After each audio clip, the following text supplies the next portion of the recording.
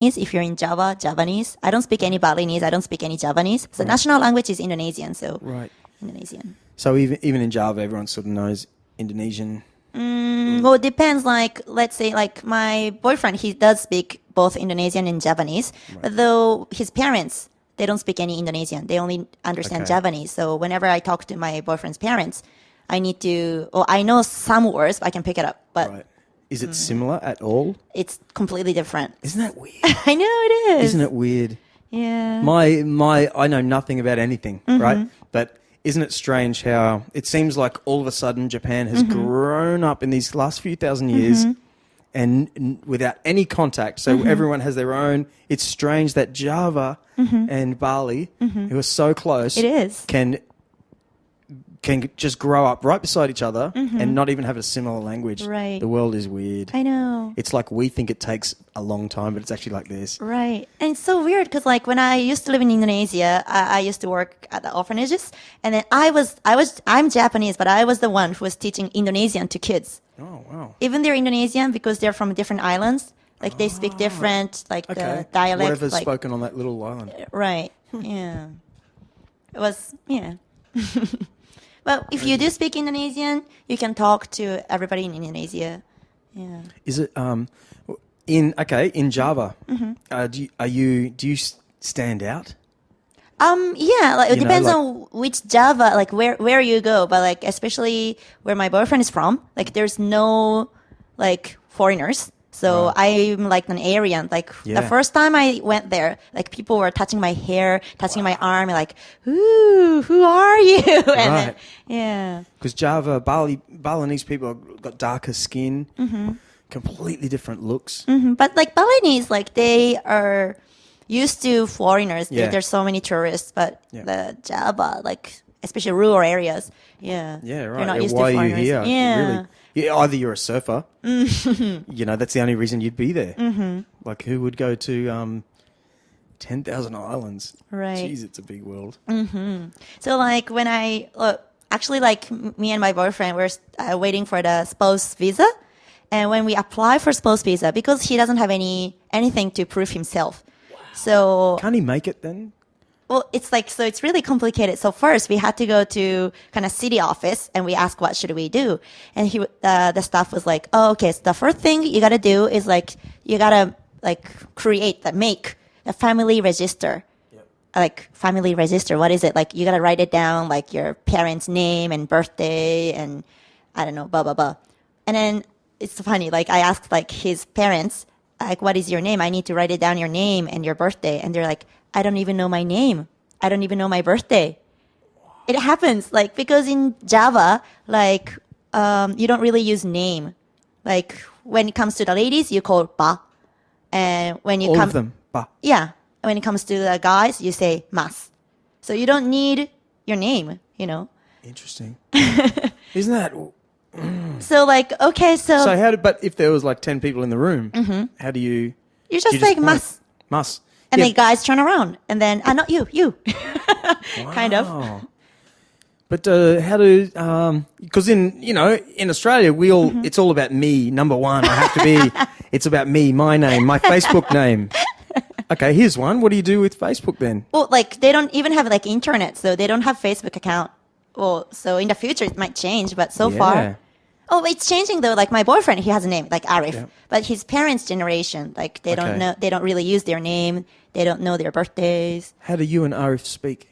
Well, he does speak English, so and now I speak Indonesian, and now he speaks Japanese, so we kind of mix languages. And but do you get on the phone together and how do you? Oh yeah, because like he now lives in Bali. Yeah. He doesn't live in Java. In Bali, Internet, blah blah blah. Right. Wow, is he handsome? He is. Of course he is. Of course he is. Look at you. I'm creeping you out again. Do you know what that means? Creeping you out? Yeah. Oh, good.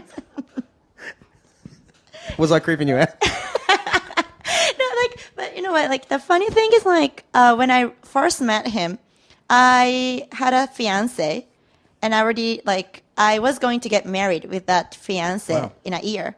But though, because I met in Indonesia. No, I'm sorry. I used to have like the Japanese boyfriend. Right. And we got engaged, and then we were planning to have wedding party in a year. Yep. But though I decided to go on a trip, and then I met Arif. And then, gosh, I gotta marry him. Ah. And then, yeah, I broke up with my Japanese boyfriend and Yep. then decided to Is get he married. crying? His Japanese boyfriend? Yeah. How could you? Yeah, I Wow. know. Yeah, well, Bali is it's just a party town, or a Yeah, place but- where people go yeah, to like. true. And it's like a hidden part of the world. It feels like you are finding yourself. Mm-hmm. Bang! Here I am. Actually, no, I don't really like him, or something. I can imagine everyone feeling. No, I mean, like, I really loved him. Like, there's like no complaints. Like 100%, I loved him. But though I loved Arif more, and Right. that's that's life. So, what's it like to be? Okay, let's pretend you married the Japanese guy. Okay. What would your life be like now? Do you think? Because I know good question. a lot of the Japanese families that I know here, it's kind of always the same for the lady. The lady runs the house, and puts out the washing every day. Like it's very busy, and because Right. everyone generally eats fish, which is different to Australia, so you're shopping every day. Because we shop once a week. Oh, it's all right. That's it. Yeah, because we mainly eat steak, like beef, and everything else. So it shopping is once. But yeah, here in my Japan. wife's mum, it's just like every day. There's Yeah. it's just hard. I keep work. on saying like I'm busy, I'm busy, I'm Yeah. busy. No time, no time. No time. Yeah, so maybe Right. that would happen to you. I couldn't imagine it. I could Well, not. but This doesn't is really matter like who the partner is, I guess. Yeah, I think. Yeah, but like I am there's now. a power thing, power like or who is going out and getting the money or something? Would it? I might ask like I don't know, like my husband, if I would like marry a Japanese guy, he might be the house husband and I might Right. like working outside. Yeah, Don't maybe. know. Yeah, because I think if someone was to marry you, they would have to get used to you being on the phone or talking to people all the time because naturally that's what you do. Right. Yeah, you have to even throw parties. Yeah. Because Yeah. I like to drink. Yeah, even that's funny in Australia because it's a part of the whole event. To loosen up. Let's have a good time. Yeah, but it's great. Like whenever I've been telling students like where the lesson fees and event fee goes. Like of course I do get salary and I do pay hourly wages to teachers, but at the same time I always tell students like the money goes to Indonesia or the Tohoku area where the earthquake happens and things like that. So they're happy to pay money. Like like it's kind of like drink for the future. Like Yeah. when I have this beer, it goes to somewhere in the Yeah. world. Like who cares? Like Yeah, that's I can really get drunk for happiness. Yeah, that's great. Could I do it? That's my question. Look at this. I'm looking around your office here. I couldn't. I couldn't. Well, yeah, but like everybody can Aren't do you it. Like, proud? Are you proud? Do you ever look? Every person I know that is successful or working at something and they've been doing it for years. They are not the kind of person that looks around and goes, "Yeah, I did this." No but one look at does this, that. like- You just keep muscling on, bang, bang, bang. Every day is like a new. but the thing is, like, it's not like big business. It's like small, tiny English school, and like I'm like seriously, I'm having fun. Like I'm now like 33, and like every year I feel like, oh God, this year is the best in my life, and then like I'm enjoying my life. But though I didn't really work hard. I mean, I am working hard, but I didn't really like promote my school or anything because of teachers, because of students, like by word of mouth, it's naturally growing. And so I really enjoy my life, but I'm, like I just right. thank for everything. Like, Yeah, cool. And did Indonesia maybe teach you that? Like, I've been doing this other podcast show, and I've been meeting these really sort of famous people who made $20 million selling T-shirts, like these guys, and they all have the same story. They travelled and they saw another part of the world, and then came back to their home country and went, "Wow, there's so much I can do. I don't have to be like a Japanese person. I don't have to be like an Australian person because I saw what happened in Indonesia, say, and I can do whatever I want." Maybe that's what happened to you. Yeah. Well, like not only Indonesia though, like the first time I like felt like I should do something was when I was like 15. That was the first time I traveled abroad by myself, and I went to Mexico. And when I was in Mexico, like I met Why? what? Why? Alone. Yeah. It was like kind of like graduation trip. Like here in Japan, like we call it junior high school, like kind of middle school in Australia, America, whatever. Like it was like when you're 15, you graduate from junior high school in Japan, and you get like 1 month off before you become a high school student. And then, if you have like a month off, like you got to do something. So I decided to go to Mexico. What about your parents? Were they freaking out? No, they're like, well, I think a little bit, but they're like, even you're in Japan, you might get in a car wreck or like, you never know. So just be careful. And did you drink tequila? Yeah, why not? That's my favorite drink. It was really fun. It was my first time staying at the guest house and meeting new people. And anyway, and during my trip, like I met 2 sisters and brothers. They were about the same age. They were like 14, and the younger sister was like about 10, I guess. Yeah, and then they have never gone like been to school. And because he kind of polished shoes for tourists and sell apples, whatever. So he could understand a little bit of English. And then we were talking and, oh, Nozomi, like I always wanted to go to school. What does school look like? And then how do you feel to be at school? Like what can you learn at school and things like that? And he was like, oh, I'm already 15. So I think I will never ever go to school. But if you want to be and I told him like I want to be a teacher in the future. And Nozomi, if you want to be a teacher in the future, please change the world. And I want my little sister to go to school in the future, or if not, like at least my child to go to school. And because, and then it really touched me. Like, yeah. Wow. And you did it, though.